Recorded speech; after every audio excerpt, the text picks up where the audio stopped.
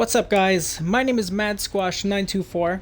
Welcome back to another episode of Night Call Part 17, where today we are gonna go get some money because we need the cash. Looking around, I see some familiar faces and not so familiar faces. So technically, I should probably be doing one of these, right? However, this guy over here, I don't know. He interests me, so let's pick him up. I know it's far away, but for some reason, I'm drawn to him. Don't know why. Maybe he has evidence that we need. Maybe he's not relevant at all. Don't know.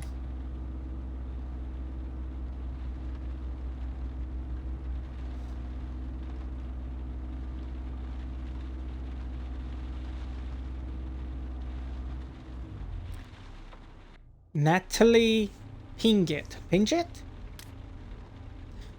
You suddenly feel the car vibrate, and you hear a loud thump. Did you just hit something? No, wait. Of course. Flat tire. You let an audible sigh erupt as you turn off the engine and step outside to investigate. Yup. Flat tire. It never happens. Your spare tire is at the taxi depot. You glance around to consider your options. You notice something familiar nearby, the words Taxi Parisian glowing through the rain, floating above the road. As you walk closer to the taxi, you notice a sticker. The taxi belongs to your boss's fleet. A free ride to the depot could be useful.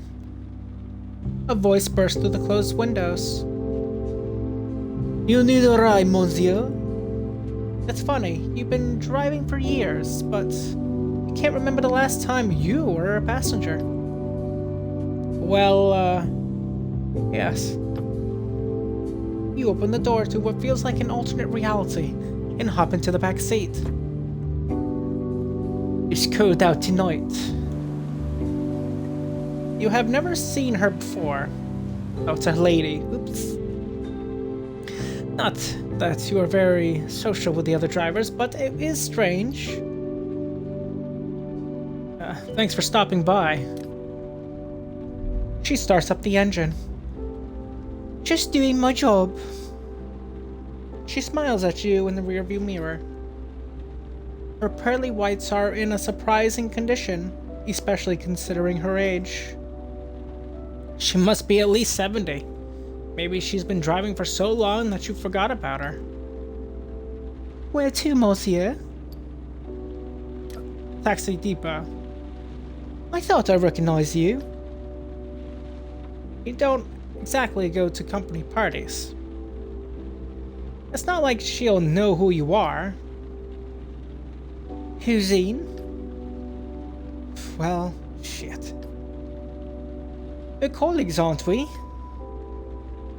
You cannot, for the life of you, recognize this woman. We are, yes. I managed to score a flat tire somehow. She gives you an empathetic look. Ouch, never fun. So, back to the depot for a spare. You nod. Very well, Hussein. Company policy says a colleague can need rides for free. You know? You smile at her. Not true, but I like the gesture. Of course. She's chosen an unusual route to your destination, but for once you're not worried about that. For once, you're simply a passenger enjoying your ride. I wanted to know, what happened? She knows. She knows something. I mean, if you want to talk about it, of course.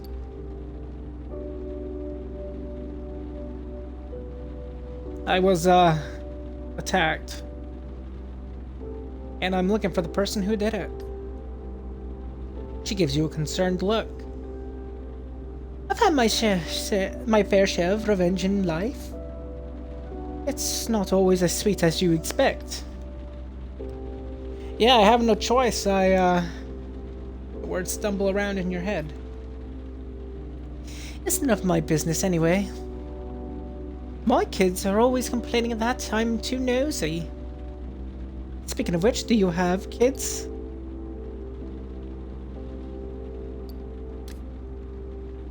Too bad. We answered no, by the way.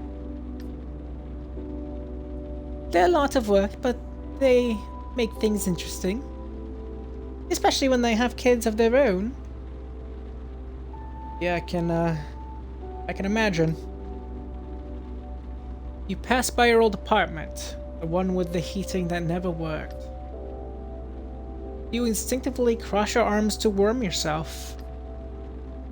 Your driver stares off into the distance, in silence.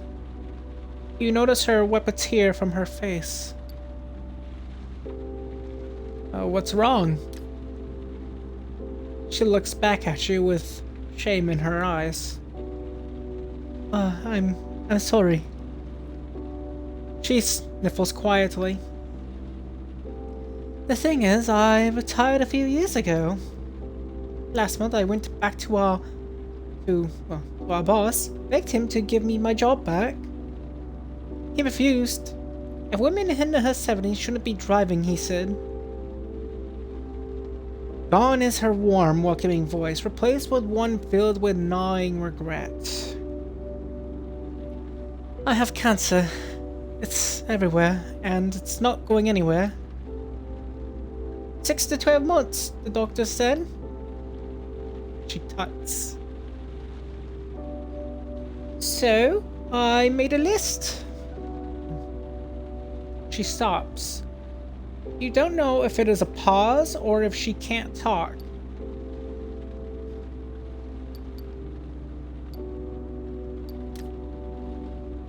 You both sit in silence a moment. I'm 72. I'm not going bungee jumping. I'm not divorcing my husband and going out dancing. The only item on my list was to keep driving people around, to keep working, to be able to support my family. She smiles, but you can hear tears in her voice. This is what I do. I drive people to where they want to go. That's basic and stupid, but that's my job. I'm going to spend the rest of my time here on Earth being me. My sister's furious with me. She calls me selfish for not spending time with the kids and grandkids. It's just... Outside the car, a flock of pigeons escape a drunk teenager. He's wielding some kind of stick. I don't want nobody's sympathy. I don't want them to remember me as a frail old lady wasting away. 6 to 12 months left to live, not to sit around sobbing. You're nearing the taxi depot.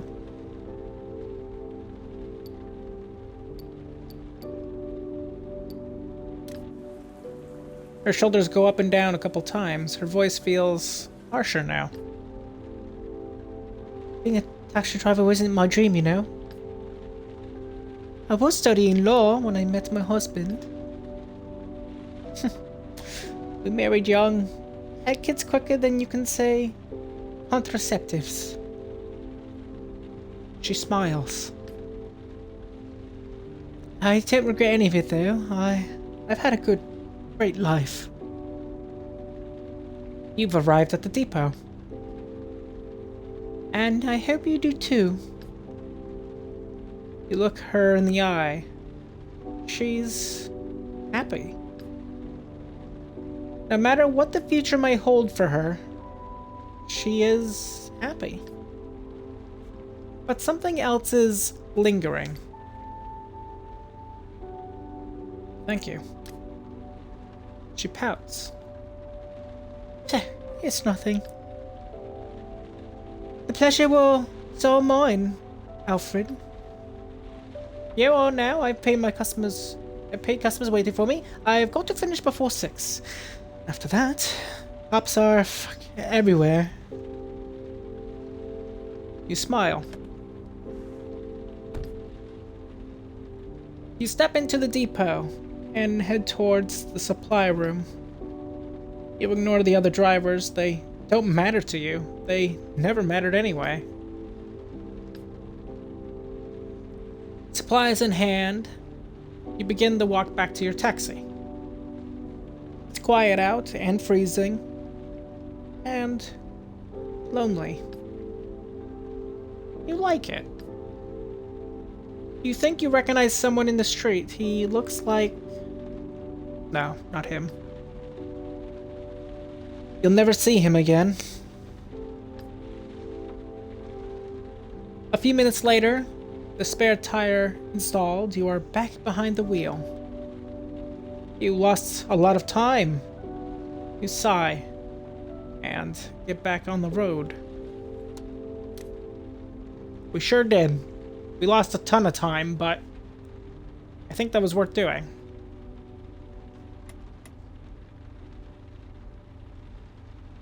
Let's see, do we want to pick up one more customer or do we want to listen to the radio? We have yet to actually listen to the radio in all the time we've been playing, I think.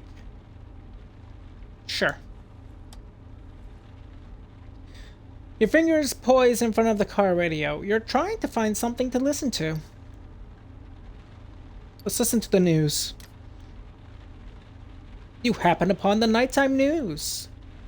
A longish news story brings you straight into the heart of the cosplay world during a convention. One of the young people being interviewed has an outdated way of speaking that makes you laugh. You can just picture the reporter's expression as she contemplates your passenger's armor. As soon as the news is over, you turn the radio off so that the cab is silenced once again. Looks like thus ends the day.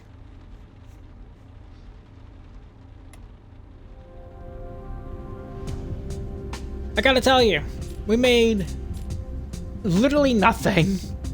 That was the biggest waste of a night, cash-wise. Not good. Let's check out our evidence, though. You take a few minutes to update your board with the new clues. You're suddenly overcome with the desire to sleep. You close your eyes, press your fingers to your eyelids, and let out a yawn. You take off your shoes before getting to work. Okay, holy shit, there's a lot more things here than there was before. Like, literally so many things. Let's just move some crap over to the side here for a second. In fact, one of these we can actually move already, looks like. This one is directly to Pirete Menderes. Interesting.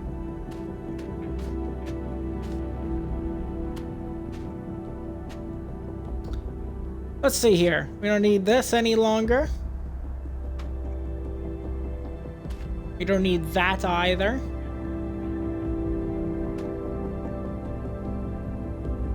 Lust. Only one god. It's only linked to her. So is this fish original symbol for that. Fish symbol seems in Gilda's church. You could argue this could go to here.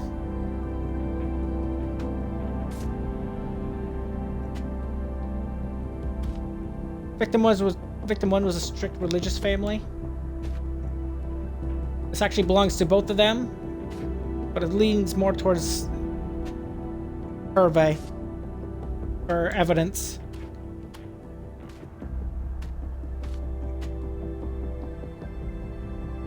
Let's see. This is luckily to you. This is actually now to nobody.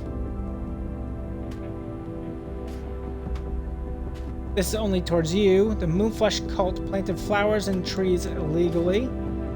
Apolloni, member of the Moonflesh cult, which is irrelevant.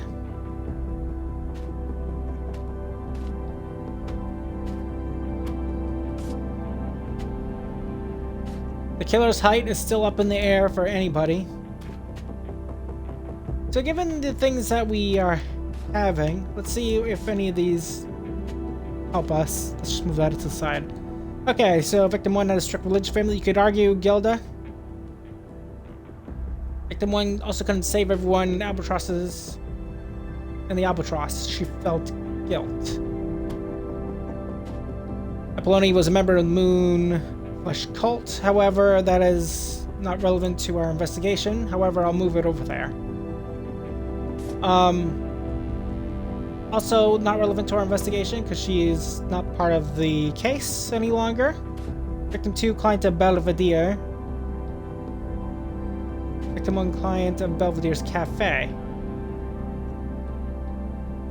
which will be along here. Killer is manipulated to kill. Candle smells while talking to Ludwig. Ashes on the crime is less. I want to put that here. Victim 2 opened the door to the killer. Ammo, slit throat, words written in blood. Blood was missing. Don't know which killer, which victim that belongs to. Break-ins for crime scenes 1 and 3. Hervé does do break-ins. He's allegedly robbed the fishmonger. Suspected in many break-ins. That's the key thing here. Let's see. But the murder weapon was a fillet knife.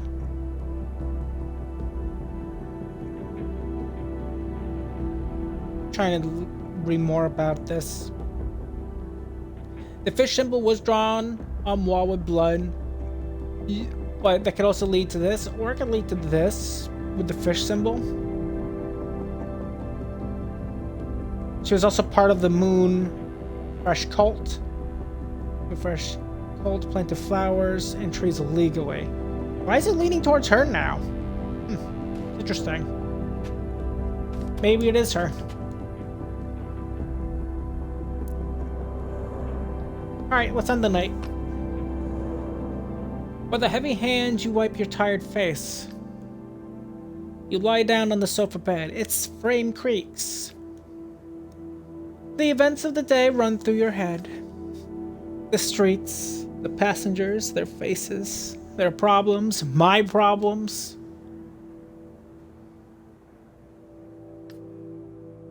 You open one eye. Fragments of a dream are still lingering. You were doing a circus act. Maybe mime? You're not so sure now. You get up quickly to forget all that.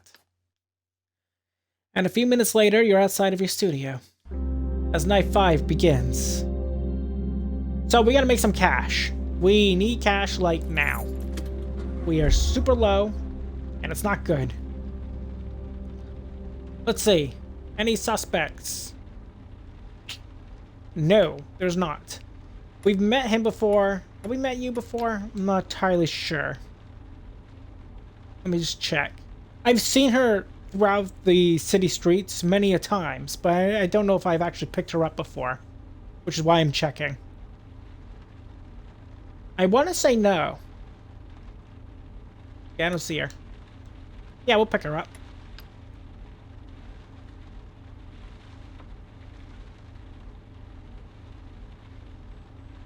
Alicia Clefs. The words, I can sense them. They're calling me. Is she a psychic?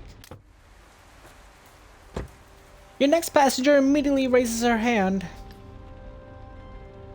Drive. I don't care where.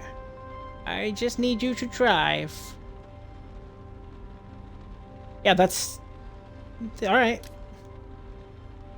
You turn the key in the ignition. Yes, there. Good. Keep going this way. Her deep, full voice makes you feel slightly uncomfortable. With closed eyes, she seems like she's in a place far from the backseat of your taxi. When she starts speaking, there is an odd whistle in her voice, like she has a hole in one of her teeth. Slow down. Frail or fragile. A bit surprised. You look back at her in the mirror. Answer me, frail or fragile? I'm not sure. Don't think about it, just say the first one that comes to mind. Frail or fragile? Fragile. Ah, odd. I wouldn't have thought that of you. After all, frailty applies more to humans than to objects. The whistle in her voice crackles for a second. Both words actually have the same root. A smile spreads across her face. 2 words, 2 units. And life went on, and words mixed once again. She pauses.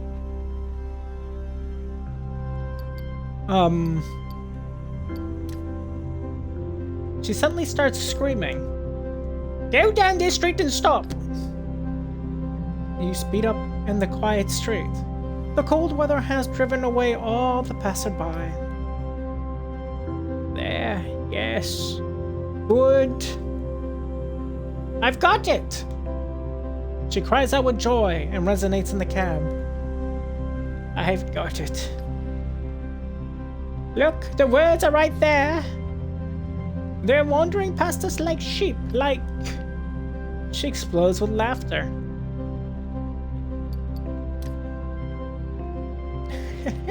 I must write. She closes her eyes. Her fingers stroke imaginary upholstery. The frail are forced into battle. Together come the children, a son and a daughter, standing tall to salute. They will cry. Oh yes, they will cry. The eagle lets fly behind. The frail will say. Your passenger freezes. When she opens her eyes again, she stares at you. What happens when you sleep?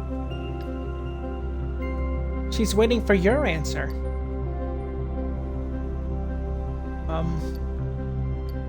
I have nightmares. She tilts her head to the side just a bit. No, that's a lie and you know it. And what happens when you drive?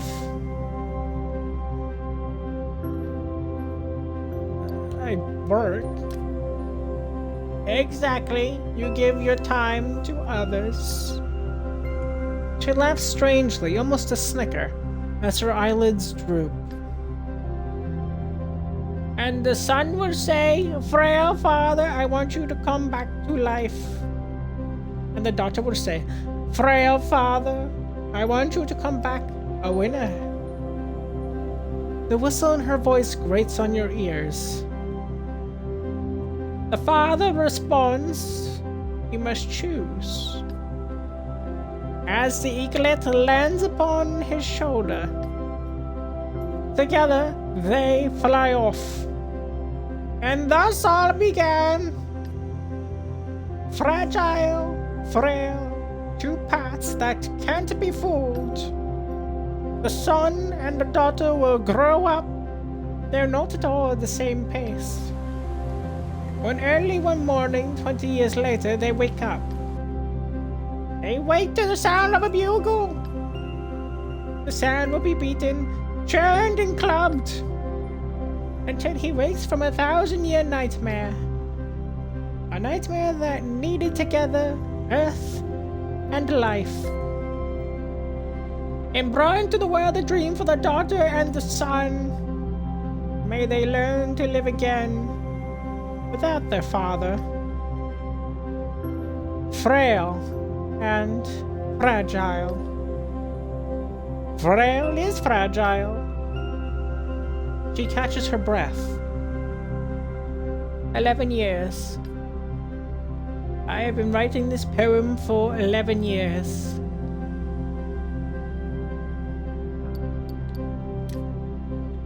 For 11 years, I've been trying to finish the text. It's filled with so much. It's infused with my entire life. Its lungs are swollen with my tears. Her breathing is now quite irregular. And it was all waiting right here, in this street, right in front of me. She giggles.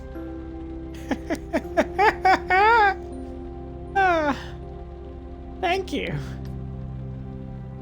She sighs and places a few bills in front of you. Far more than the fare. Stop here, and you pull the cab over. Keep everything. I have nothing more. She gets out of the taxi without a peep. Wait. She walks away without responding to your call. It seems to you that it's only an impression, but it looks like she's getting smaller and smaller with each step. Darkness swallows her, and you sit there, a bit shaken by her poem. You pick up the money. Something falls at your feet. You grab onto a small, shiny white seashell with your fingers. You look at it for a second without saying a word. 11 years. The idea makes its way into your brain. You take a minute and drive off. Thank you for the money.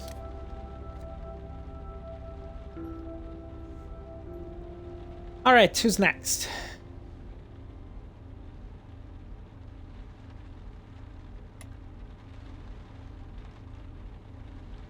Well, I guess we could pick her up. I think she's new. Picking up a lot of ladies this day. Yeah, I think she's new. I know we've met him before. Something tickles your nose. A burnt smell. That burnt smell again. You glance at the rearview mirror. The radio starts to break up. Wait, I've cut out. I have to. The woman who claims she's from the future suddenly appears behind you. I'm sorry, it's almost impossible to connect these days. She looks down, talks into her mouthpiece. She's talking to someone else. I got it. Don't worry. Keep the connection steady. She stares at you. I didn't get to finish telling you. She freezes for a second. The second turns to minutes. Then suddenly she moves. Her reporting has to reveal the existence of underground laboratories. She absolutely must go to Syria. It's essential in delaying the creation of the virus. Other teams are currently... She suddenly realizes she's just appeared in your taxi. Fuck. We can't seem to stay on target with the timeline we determined. She leans towards you. I have another name on my list. Pauline Horu. You never heard of her. Have we not? Pauline, I want to look. Pauline Horu. Maybe we have, maybe we haven't.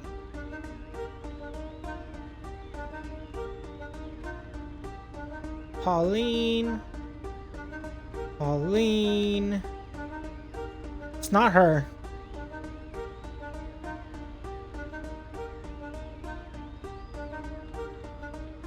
Pauline.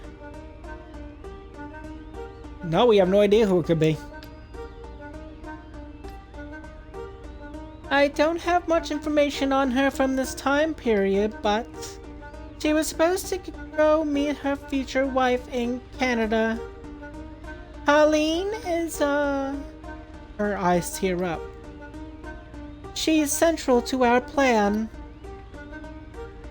Your plan?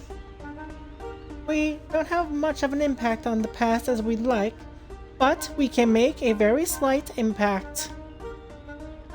It's like a hand-woven rug. You have to go line by line, very patiently. Pauline and the others I mentioned have a role to play. Her voice fades. And so do you.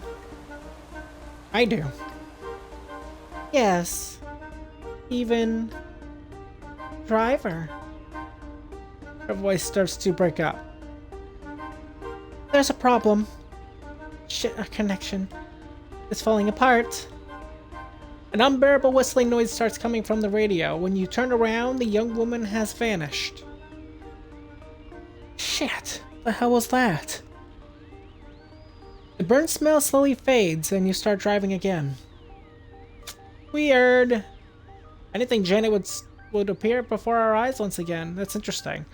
But I do think that's a good spot for us to end today's episode of Knight's Call. Hope you guys all enjoyed. If you guys have, make sure you guys have a like, leave a comment. Tell me what you think of today's episode, of course. And if you're new to my channel or have been watching me for a little while and you haven't done so, and you like what you see, feel free to subscribe to me, MadSquash924, and don't forget to ring the bell to get notified of my latest videos. On the next episode, we need to get some money and some evidence. That's what we need. Ideally more cash this time than evidence. So I'll see you then. Bye-bye.